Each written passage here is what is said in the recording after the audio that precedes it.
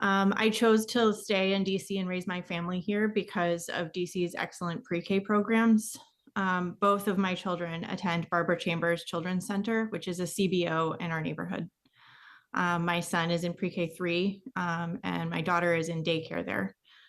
At Barbara Chambers, both of my children are educated in a dual language setting where they and their classmates are all engaged meaningfully and equally in both Spanish and English, regardless of what language they speak at home, which is also going to be the case in the elementary school they'll attend in our neighborhood. So that's very important to me and to the neighborhood. Barbara Chambers also provides reliable access to before and after care within a half mile of where we live. The quality, convenience, and care enable me to work full time, and this is only made possible because of PKEEP. That funding has a lower level than it did last year, and I don't know why. For me and other working parents, PKEEP is indispensable. PKEEP provides my son with accessible, high quality, free pre-K and keeps my daughter's daycare more affordable by offsetting the high cost to providers of caring for kids under 3. It also bridges a critical gap between the demand for pre-K and the seats available in DCPS facilities, especially on a hyperlocal basis. It's worth noting that CBOs are a better value for DC's taxpayers than the alternatives because the city does not pay any per student facilities fees at CBOs, which they do at DCPS and public charter school locations. DC families enrolled in CBOs this spring were surprised by the last minute recommendation that we entered the pre-K lottery, despite having believed that we would have continued access to our CBO pre-K classes for the next school year. This limited time to research and rank our lottery choices put us at a disadvantage next to families who had had months to attend open houses, consider the available options. My son was lucky enough to secure a spot through the lottery, which some families I know did not. But the school is 1.5 miles from my house in the opposite direction from work and my daughter's daycare. And this is a best case outcome. It's still not really sustainable for me or my family or my job. PKEEP keeps the city's parents working and keeps our economy healthy. The convenient availability of early childhood education placements in every neighborhood and every ward, the reliable, predictable availability of before and after care on site at these facilities, and consistent funding for these for more than 1 year at a time are vital necessities for the families of the district. Thank you to the council for your time and support for working families in DC. And please join DC parents in protecting PKEEP.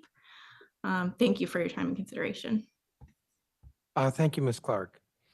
Thank you, each of you, for your testimony. I did have a question for Mr. Lehman. You suggested the idea of a copay. There's no copay right now for the child care, participating in the child care subsidy program? Certain families qualify for copays, but there are families that have $0 copays, in which case those families also don't pay startup fees, extraneous summer fees, or weekly fees going into it if they qualify for that, which is a marginal percentage of subsidy currently voucher used families. You lost me in the very last sentence. So the families that are qualifying and are using the vouchers, while there are many that do have copays, there are also a good amount that their voucher reads 0. So they pay no tuition weekly in a $0 amount. And you're suggesting that perhaps they could, I mean, clearly they're very low income, but you're suggesting maybe they could pay something like $10.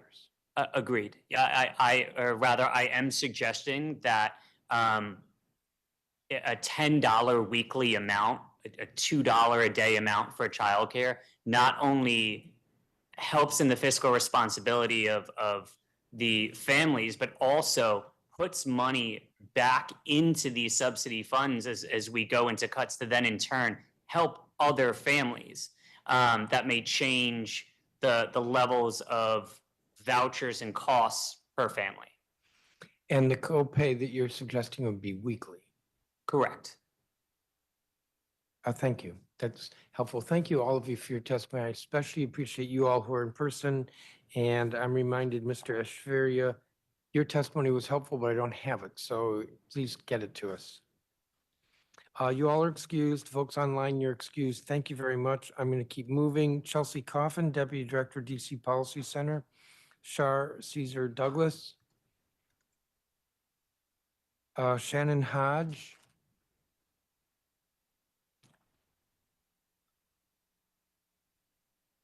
Cameron Rollins.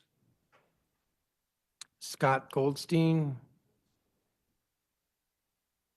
Jessica Panfill, who's Executive Director of Lamb Public Charter School.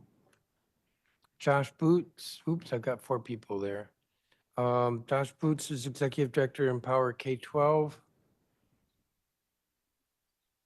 Catherine Prokop, who's Executive Director, Howard University Middle School of Mathematics and Science. Justin Lessick, who is Executive Director, Sojourner Truth Public Charter School. Nicole Hanrahan, Co-founder and Executive Director of LAYC Career Academy.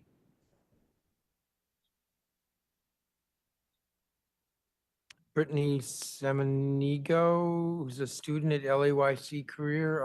If you are here, oh, I'm going to stop when I get another in-person. Eleni Lawrence, Chief Academic Officer, Carlos Rosario. If that's you, then I'll stop right here. Although, no, I'll stop right there. What?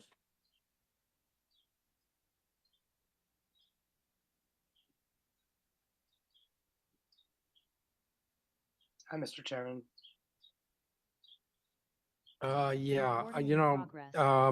Commissioner Puta, I will recognize you. But Thanks. I would appreciate it if people who are participating virtually would be prompt when they're called. Mr. Puta, why don't you begin and then I'll go to Ms. Coffin. Sure. Good afternoon, everyone. I'm at-large council member Anita Bonds, chairperson of the Committee on Executive Administration and Labor. The time is 1:13 p.m. on Wednesday. You've managed to mute June yourself. 4th, 2025, and we are meeting in person You're and unmuted. remotely via Zoom to convene this committee's second budget oversight hearing of 2025. Mr. Chairman, which I hope is you can hear me also now. being I can hear you. streamed and recorded on the committee's YouTube channel. Yes, you can hear me? EAL Yes, I can Committee. hear you. Okay, good. This year's budget I preparation will begin. has not I been without was its on when you challenges, called me, as but many of you that's okay. know. Mr. Chairman, I And am, yes, an notably, ANC commissioner the continuing in resolution 2E. passed by Our the House of ANC sent a Representatives resolution to you requires and the rest of the district to council reduce about its previously keeping approved and budget saving the authority PKEEP for the program. current year And we by want to thank you for, $1.13 and the mayor for and doing that so. has created But there's still a dilemmas. lot to be And done. in The fact, focus it in our budgets contributed is to grow the our mayor economy, to transmitting save and the create budget jobs. to It's the been a major council, priority, especially with so many very jobs late. leaving. In fact, But that we is why just childcare is more received important it than a few ever. days I know ago. you know this, but we But can't we are stress it here, enough. and we Tens of are a thousands of resilient parents like community, myself and so we're cannot going to work, move cannot forward. even take these jobs we are saving and To trying to address the create. various We spending cannot contribute to pressures, DC and we pay have seen taxes reductions without across the board childcare. We are and a parents of a district-wide first grader. hiring We know we freeze to couldn't have save worked on full time personnel without it. costs. So please All of fully fund those pay equity. items Please make it relate permanent. Please exclusively invest in the to child the care current subsidies. budget, Some have which said will, these of course, programs are end growing too in fast, but that only shows the October dire 1, need. Our 2025, ANC is when we open to begin ideas the to new control costs. FY26 budget. I I would know like to that you're consider here the today to copay talk idea, but about I'm not sure the about it.